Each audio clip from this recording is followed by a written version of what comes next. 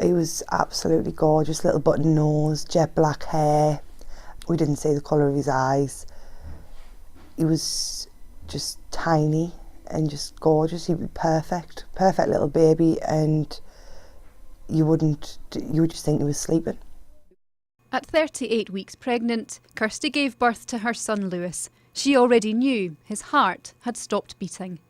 Unless you experience a stillbirth or a miscarriage, you can't understand the pain and the grief. It's not like losing a grandparent or a parent. You expect that in life, you know, your elders will die. You don't expect to have a funeral for your child. In that place of all-consuming grief, many of us would shut the door, hide away, but Kirsty did the opposite. She began making memory boxes to give support to other families experiencing loss. So to pack the box, we're going to get all the items inside. So inside this one, we're going to have our clay cast, which, as you know, is just to capture the baby's hands and footprints. The memory boxes let people know that they're not alone. A lot of hospitals will offer the memory box as soon as the parents find out baby's died.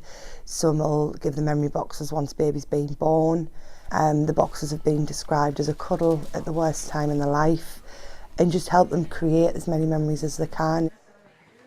Paula Parnaby knows how precious those memories are. She nominated Kirsty as her Angel of the North after her daughter Poppy was stillborn. When we were there in hospital, one of the midwives brought in this little lemon box. We had no idea what it was. She brought it over and we looked through it, and it was just amazing to be able to make these memories that you would never, ever have dreamed of getting. Over the last 9 years, the 4Louis charity has supplied boxes to more than 670 hospitals. They've been used by the police and army too. But Kirsty and her team haven't stopped at memory boxes. We supply cuddle cots, which is basically a mobile mortuary that parents can take baby home and spend some time with them. We've supplied over 230 of them. And we also offer training to midwives and nurses based around bereavement to help improve the care that's given and give them that better knowledge of how to care for the families.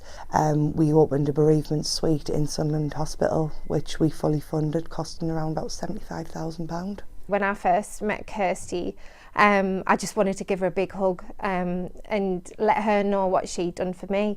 And now, now I'm part of the charity, I see these people coming through the door exactly the same, like they've had the same feelings that I've had, and I don't think she knows sometimes how much she has helped people, myself included.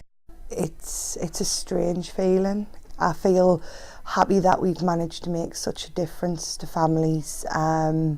Grateful for all the support we've received, and a comfort to know that Louis didn't die in vain and his memory lives on.